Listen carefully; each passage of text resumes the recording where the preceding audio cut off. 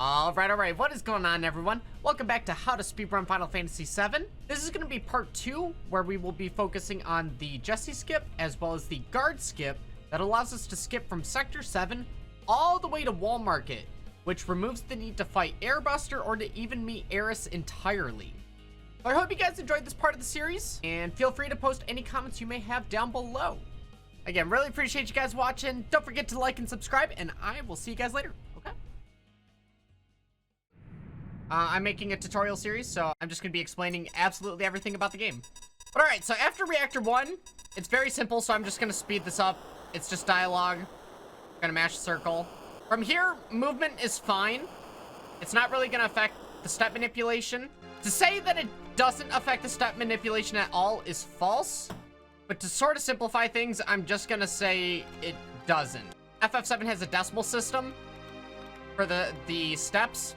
You can only get encounters at the whole number of decimals. When you're in non-hostile zones, only the decimal point is rotating. So your step values are being affected, but they can never rotate into something that will trigger an encounter. Alright, back to the run. You know, you deny Eris.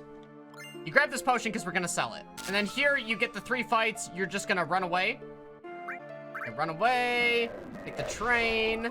Alright, and we're coming up to another skip. We got the Jessie skip coming up right here.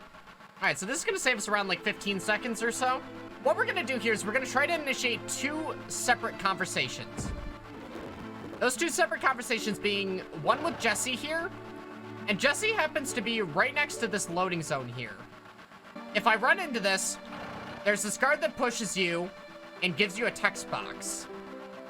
The fact that he gives you a text box is very important. Because what we want to do is we want to talk to Jessie at the same exact time we're passing into the loading zone to get pushed by this guard. And the overlapping of dialogue boxes is going to allow us to do something pretty crazy. So what you want to do is you want to line up Cloud's feet at an area that's comfy. Well, not just that's comfy, it's precise. Also, it's kind of different looking on emulator here compared to what's on console.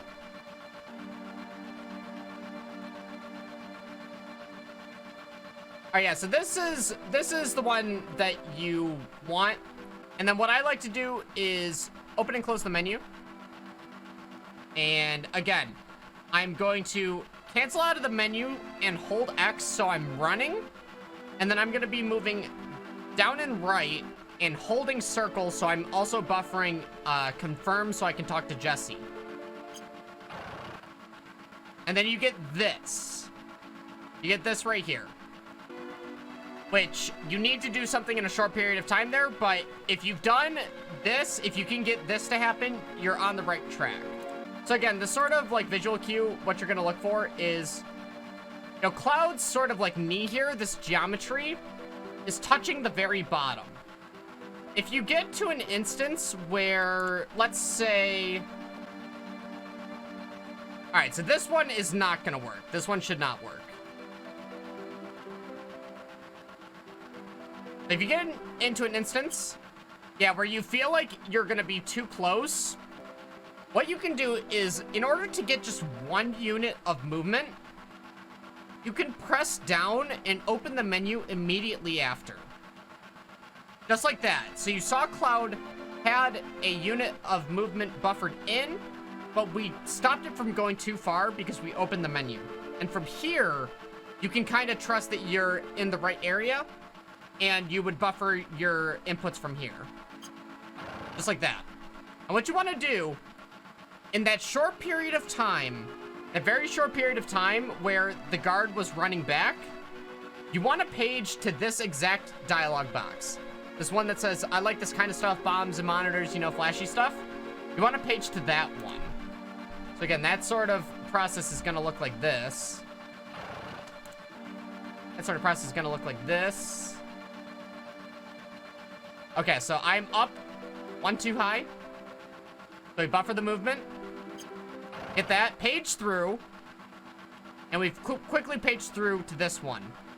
And then from here, what you want to do is you want to zone out here because there's a loading zone at the far end of this train, and you want to confirm this dialog box shortly before you cross through the zone.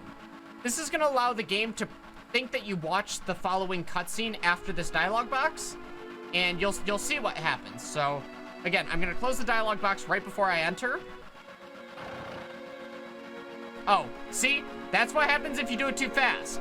That is what happens if you do it too fast. That was good. And you will get in here, and when you zone back in, it acts as if you watched the cutscene. Again, if you close this too early, it's gonna start and try to pull you into this cutscene.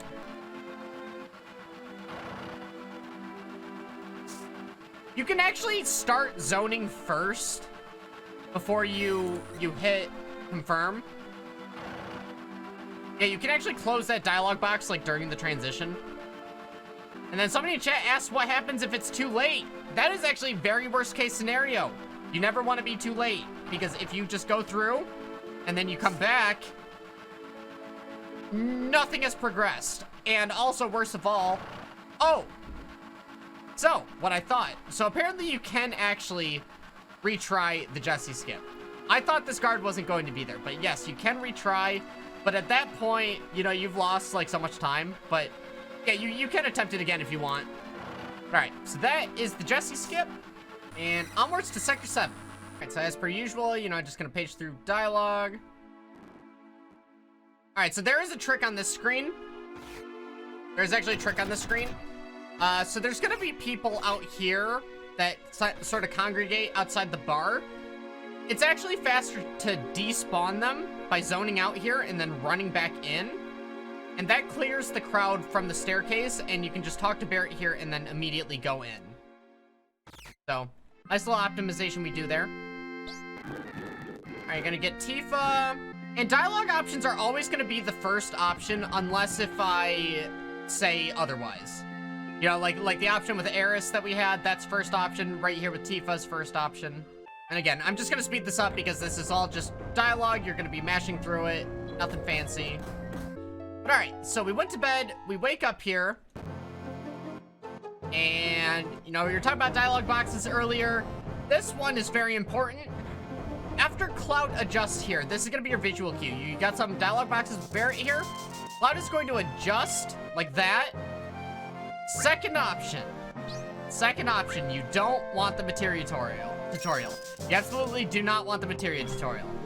All right, so first thing we're going to do is go into the shop.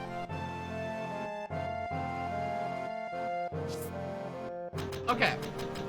And actually, one thing that I should say is, if you're not going to get preemptive apps, like if you're not doing step manipulation to get a preemptive encounter for the next boss fight, there's a good chance you're going to need extra grenades. There's a really good chance you're going to need extra grenades. So there is an ether. Here, I can quickly show that. There's an ether in the very top area here. Or not the very top. If you go in here, you pick up this all materia. That's right here. And then there's an ether that you grab. You can sell that, and it'll allow you to get more grenades. I would probably recommend first-time runners doing that, because as you run Midgars more, you will know how to save grenades when you need to. Grenade count is incredibly tight in this route. But all right. So, you're going to want to go in here regardless and go into the shop. And you're going to go to sell. You're going to sell all of your potions. Just the potions. And then buy. You're going to press up twice to give yourself 21 grenades. Easy peasy. Easy peasy. So, that's going to look something like this. You enter.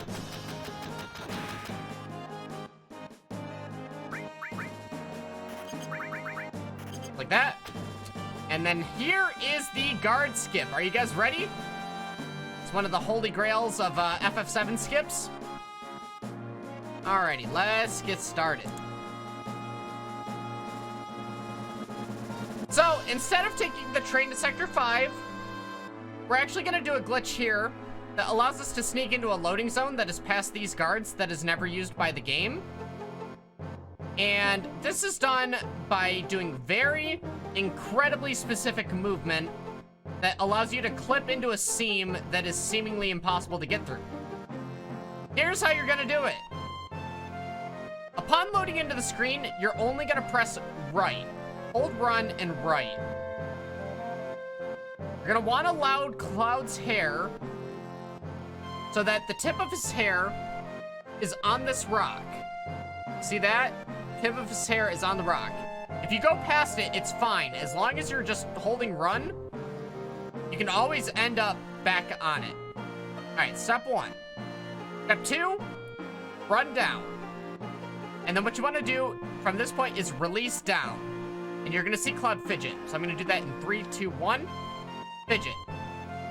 You're also going to turn left here. So down left.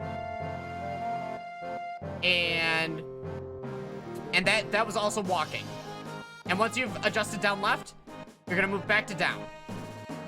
And from here, what you're going to be looking for is Cloud's foot. And again, you don't want to move too far left or too far right here because you can end up outside of the seams that you're putting yourself in. So doing small adjustments of left and right here, looking at Cloud's foot, you get this sort of visual here with his toes. You can get instances of only a little bit of toe, kind of medium, or like a lot. You want sort of like one of the lighter ends, like this one is good. This one should be good, and you can kind of tell because Cloud is gonna go inward. Or actually, that one was bad because he didn't like allow himself to go all the way through. So this one, where it's a little less, you can see he goes inward more than he did before. Okay, so now what you want to do after you have nestled in this corner. Or actually, let's do the whole thing from there. Let's do the whole thing from there. So again, zone in, hair, move down, release walk, or release run, I should say. Down left, so you adjust in there. Down to reset yourself.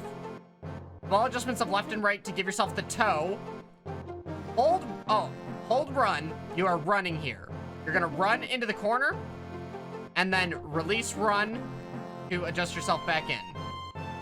If you fidget like that from releasing buttons, it should be okay. From here, you're gonna hold R1. You're gonna hold R1, which is going to influence his direction of movement. You're gonna tap left 1 time.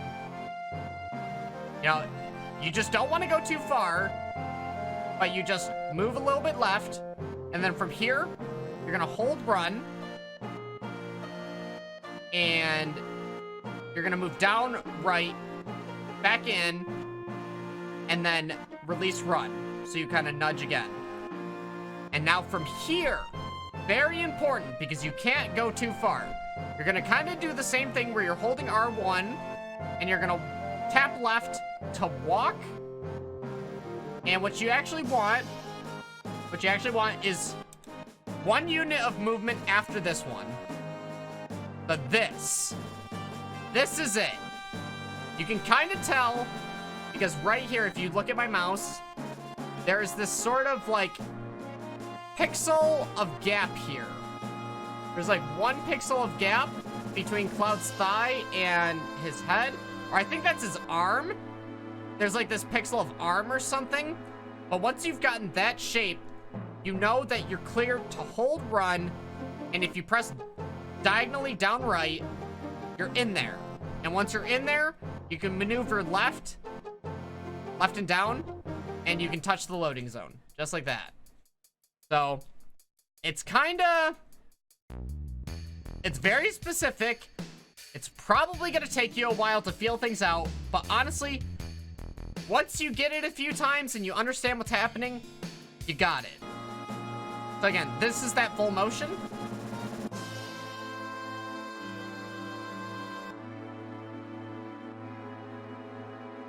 That's what it looks like fast. But I'll explain. Line up the hair, run down, release, run. Move diagonally, back down. Look at the foot.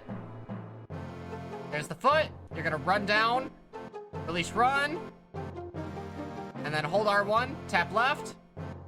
Hold run, move diagonally down again. And then hold R1 again, tap left. Line up the thing, just like that. Now you get that visual cue with Cloud's arm and the soldier head. You know you're good. Hold run. Get in there. You're in there. And again, reference my inputs. Just please.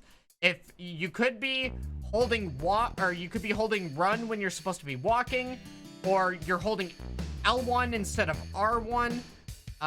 It's very specific. So, you know, just practice it. You can most certainly get it down. So here, we're going to be doing a menu once we clip through. You're going to open your materia and go into Cloud, and you're going to unequip Ice.